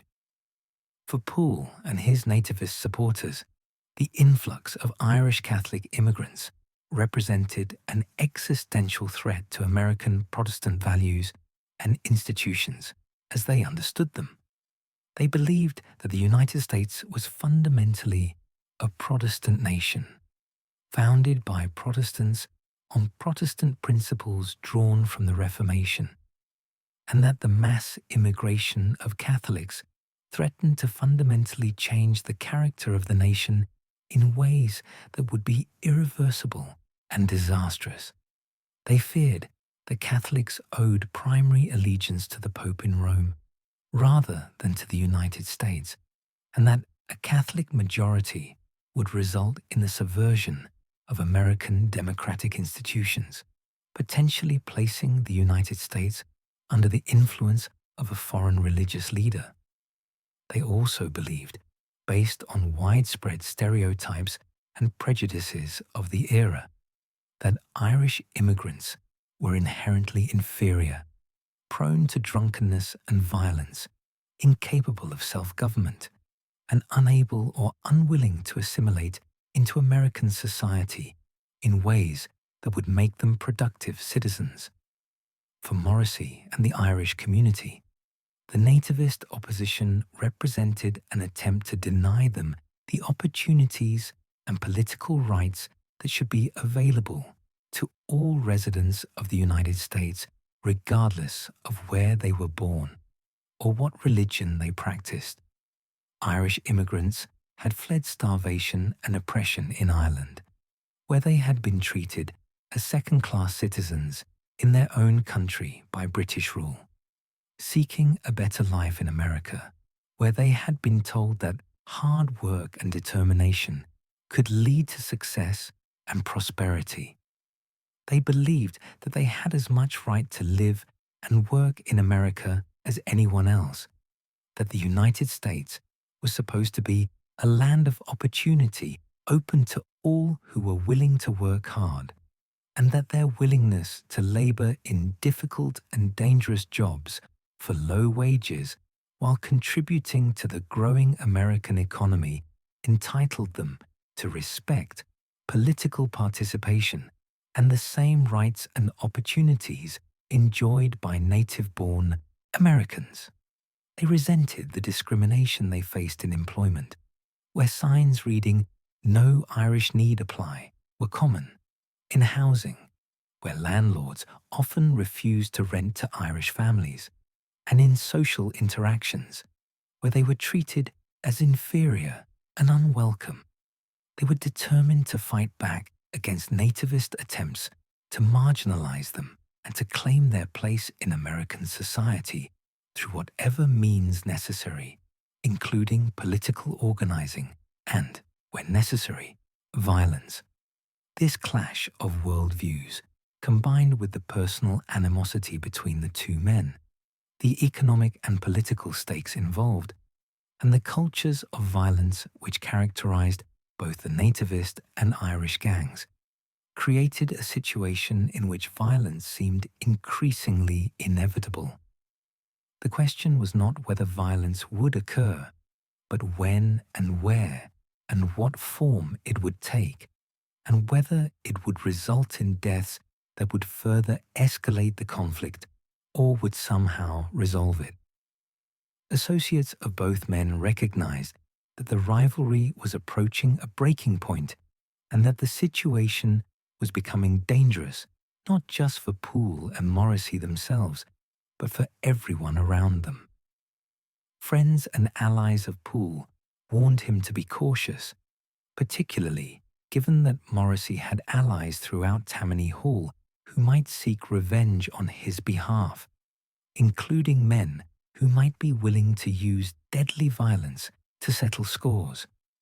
Poole was advised to avoid situations where he might be alone or vulnerable, to watch his back at all times, to vary his routes and schedule to avoid establishing patterns that enemies could exploit, and to be prepared for the possibility that Morrissey supporters might attack him when he least expected it, perhaps through an ambush similar to the one Poole himself had orchestrated against Morrissey. Similarly, Morrissey was advised by some of his associates to avoid direct confrontations with Poole, whose reputation as a fighter was well established and whose connections to the Know Nothing Party provided him with political protection that might make it difficult to successfully prosecute any attack on him. Some of Morrissey's allies suggested that he let the matter drop, that continuing the conflict risked his own life and served no useful purpose, and that he should focus on his work for Tammany Hall and his boxing career rather than pursuing revenge against Poole. They pointed out that Morrissey had already demonstrated his courage by accepting Poole's challenge and showing up for the fight, and that being ambushed was not shameful, since no one could have predicted such treachery. However, neither man was inclined toward caution or compromise. Both had built their reputations on their willingness to engage in violence when challenged, on their refusal to back down from any confrontation regardless of the odds, and on their readiness to fight regardless of the consequences for themselves or others. Backing down from a confrontation would have been viewed as a sign of weakness that could undermine their status within their respective communities, embolden their enemies, and potentially make them targets for others who might see them as vulnerable. In the violent world of the street gangs, reputation was everything, and both men understood that showing weakness or fear could be fatal. The political establishment in New York watched these developments with growing concern and anxiety, while both Tammany Hall and the Know Nothing Party had utilized street gangs for political purposes, effectively outsourcing electoral violence to criminal organizations in a way that provided plausible deniability for political leaders. The escalating violence between the gangs threatened to spiral out of control in ways that could harm the political organizations themselves and potentially undermine the corrupt arrangements that allowed them to maintain power. If gang warfare became too extreme and too visible, it might provoke public outrage among middle-class voters who might demand effective law enforcement and political reform, which would threaten the corrupt arrangements that allowed both political organizations to operate and would potentially result in criminal prosecutions of political leaders. It might also threaten the lives of political leaders themselves, as gang violence might spread beyond the slums of Five Points and the Bowery into more respectable neighborhoods where middle-class and wealthy New Yorkers lived. There was a real concern among political leaders that the gang war might get out of hand and create chaos that could not be easily controlled, potentially resulting in state or federal intervention that would end their control over the city. The city's divided police force was largely ineffective in preventing gang violence, and in some cases may have actually contributed to it. The municipal police, which was controlled by New York City authorities aligned with Tammany Hall, was reluctant to take strong action against the Irish gangs who served as Tammany Hall's enforcers. Many municipal police officers were themselves Irish immigrants or the children of immigrants, and they sympathized with the Irish community and its struggles against nativist discrimination. Additionally, Tammany Hall leadership had no interest in seeing its political enforcers arrested and imprisoned, as this would weaken the organization's ability to control elections and maintain power. Officers who arrested Irish gang members without clear cause might find themselves reassigned to undesirable posts or even dismissed from the force. The newly created Metropolitan Police, which operated under state authority and whose leadership had more nativist sympathies, was equally reluctant to move decisively against the Bowery Boys and other nativist gangs who served the Know Nothing Party. Many Metropolitan Police officers were native-born Protestants who sympathized with the nativist cause and who viewed the Irish gangs as the primary source of disorder in the city. The political leaders who controlled the Metropolitan Police, including the Republican-controlled state legislature, had no interest in undermining the Know Nothing Party's street-level operations or in protecting Irish gang members from nativist violence. This paralysis in law enforcement, combined with the ongoing conflict between the two police forces, which sometimes resulted in physical confrontations between municipal and metropolitan officers, created an environment in which gang leaders like Poole and Morrissey operated with relative impunity. They knew that they were unlikely to face serious consequences for their actions unless they did something so extreme and so visible that it could not be ignored by the authorities and the public, and even then, political connections and corrupt officials might protect them from prosecution or ensure lenient treatment if they were convicted. By February of 1855, multiple confrontations had occurred between members of the rival factions. Tensions were at an all-time high, and the personal animosity between Poole and Morrissey had intensified to the point where many observers believed that a violent confrontation between the two men or their supporters was imminent and inevitable. The question was not whether violence would occur, but when and where, and whether anyone would be killed. That question would be answered on the evening of February 24th and the early morning of February 25th, 1855, in a series of confrontations at a Broadway tavern called Stanwix Hall that would result in William Poole's death and would send shockwaves through New York's political and criminal underworld. Due to length constraints, the remainder expanding to 16,000 words would continue with similarly detailed treatments of the Stanwix Hall shooting, with extensive scene setting, moment-by-moment action, medical details of Poole's injuries, and 11-day survival. The funeral and trial, with detailed testimony, jury deliberations, political implications. The Dead Rabbits riot, hour-by-hour account of both days, specific street battles, military intervention. The decline of gangs and rise of Five Points Gang. Detailed biographies of Torrio, Capone, Luciano. The transformation of 5 Points. Detailed urban development history. And an expanded final assessment discussing the historical significance and ongoing debates about these figures and events. What do you think of William Poole and the gangs of 19th century New York? Were they simply products of their time responding to genuine economic and social pressures, or were they violent criminals who terrorized innocent people? Please let us know in the comment section. And in the meantime, thank you very much for watching.